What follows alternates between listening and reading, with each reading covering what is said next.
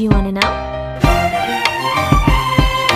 Well, I've been thinking about you, and I think I have to listen. Assalamualaikum warahmatullahi wabarakatuh. Kembali lagi belajar matematika bersama Ibu Nur Hafizah, Guru Matematika SMP Islam Raudatul Jannah Payakumbuh. Nah, pada pertemuan kali ini, kita akan membahas tentang menentukan posisi garis terhadap sumbu X dan sumbu Y. Oke? Nah, tapi sebelum kita mulai, marilah kita membaca Bismillahirrahmanirrahim. Baik, Ananda untuk hari ini menentukan posisi garis terhadap sumbu X dan sumbu Y, di mana posisi garis macam-macamnya adalah yang pertama, itu garis sejajar. Kemudian yang kedua, garisnya berpotongan. 3, garis tegak lurus. Keempat, garis berimpit. Jadi kita lihat yang pertama dulu, garis sejajar. Oke, garis sejajar adalah kedudukan dua buah garis yang tidak punya titik potong. Jadi yang tidak punya titik potong jika garisnya diperpanjang. Jadi ciri-ciri dari garis sejajar tidak punya titik potong. Titik potong. Jadi garisnya tidak akan pernah bertemu walaupun kita perpanjang. Oke, sejajar biasanya dilambangkan dengan, nah itu tanda dari garis sejajar. Oke, kita lihat contoh mana garis yang sejajar dan mana garis yang tidak sejajar. Contoh untuk garis sejajar. Nah, di gambar sudah ada 3 macam kelompok garis. Nah, kita lihat. Yang pertama, misalkan ini kelompok A. Nah, kelompok A misalnya dikasih nama A, B, garis A, garis B. Nah, garis A dan garis B ini dikatakan sejajar, walaupun ini Ananda perpanjang ke atas ataupun ke bawah, garisnya tidak akan pernah bertemu ataupun berpotongan. Nah, A dan B dikatakan sejajar. Jadi dapat ditulis A sejajar B. Nah, artinya A dan B merupakan garis yang saling sejajar. Nah, kita lihat yang bagian B. Nah, misalnya sudah ada garis P sama garis Q. Garis P kita perpanjang ke kanan dan ke kiri, ataupun garis Q kita perpanjang ke kanan dan ke kiri, tidak akan pernah bertemu. Tidak ada punya titik potong, artinya P dan Q dia saling sejajar. Bisa kita tulis P sejajar Q. Oke, nah gitu juga dengan yang C. Oke, misalnya garis K, garis L. Walaupun kita perpanjang garis L ke atas ke bawah, ataupun garis K ke atas dan ke bawah, mereka tidak akan pernah bertemu. Artinya K sejajar L. Oke, itu garis untuk sejajar. Garis tidak sejajar, kita lihat contohnya. Misalkan kita kasih nama ini garis P, garis Q. Nah, kalau misalnya garis Q kita perpanjang, nah, dia akan bertemu atau berpotongan di satu titik dengan garis P. Jadi, artinya garis P dan garis Q tidak sejajar. Oke? Nah, itu contoh garis tidak sejajar dan garis sejajar. Paham? Baik, garis berpotongan. Kita lihat, garis berpotongan adalah garis saling bertemu dan punya satu titik potong. Oke, kita lihat. Kalau garis berpotongan, jadi garisnya saling bertemu dan menghasilkan titik potong. Nah, ini titik potongnya. Ini namanya garis berpotongan. Yang ketiga, garis tegak lurus. Nah, kalau garis tegak lurus, perhatikan contoh yang A dan contoh yang B. Pertama, contoh A.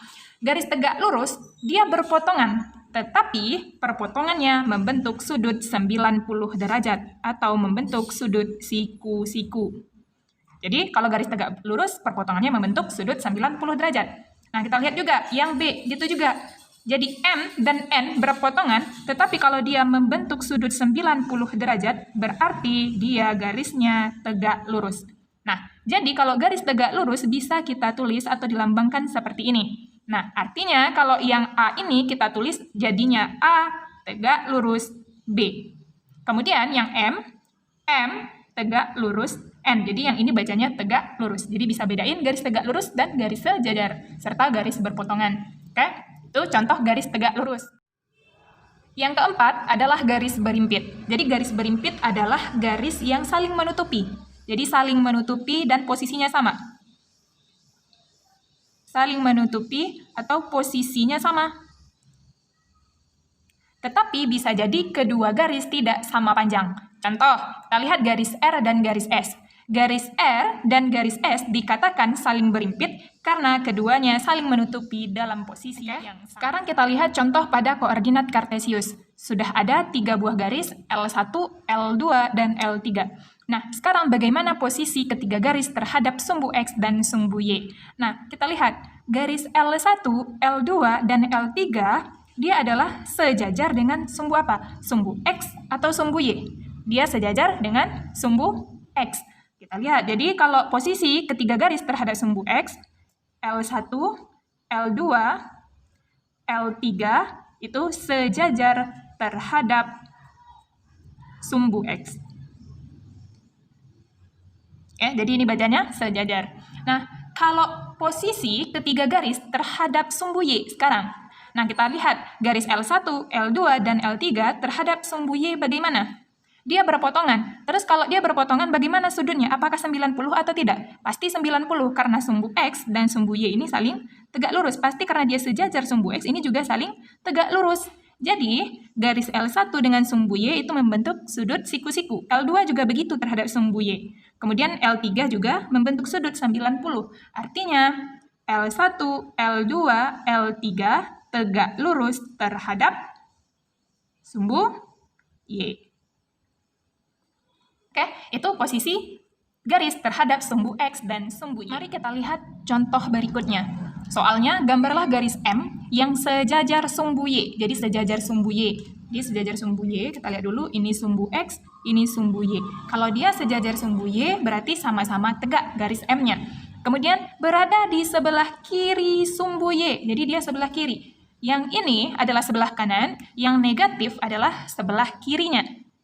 Nah, berarti posisinya adalah sejajar sumbu Y dan di sebelah kiri. Berarti letaknya di sini. Kemudian berjarak 3 satuan dari sumbu Y. Kita hitung berjarak 3 satuan dari sumbu Y. 1, 2, 3. Berarti dia tegak lurus terhadap sumbu Y. Kita lihat, kita gambar garisnya. Nah, artinya ini adalah garis M. Jadi garis M sejajar sumbu Y berada di sebelah kiri dan berjarak 3 satuan. Jadi jaraknya adalah 3 satuan. Gitu cara menggambar dari garis yang sejajar sumbu Y dan berjarak 3 satuan di sebelah kiri sumbu Y. Kita lihat contoh selanjutnya. Jika ada garis P melalui titik A 2,6 dan titik B min 3, min 3, setelah digambarkan bagaimana kedudukan garis terhadap sumbu X dan sumbu Y. Jadi kita gambarkan garis P terlebih dahulu melalui titik A dan titik B. Kita lihat koordinat titik A, kita buat 2,6, berarti 2X-nya 2, Y-nya 6. Ini titik A 2,6. Kemudian titik B, min 3, min 3. Berarti X-nya min 3, Y-nya juga min 3. Jadi di sini titik B, min 3, min 3.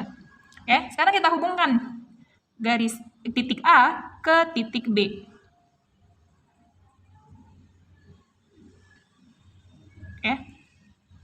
Nah, berupa garis ini seharusnya pakai penggaris ya. Nah, kita lihat. Nah, yang menghubungkan titik A dan titik B ini adalah garis P.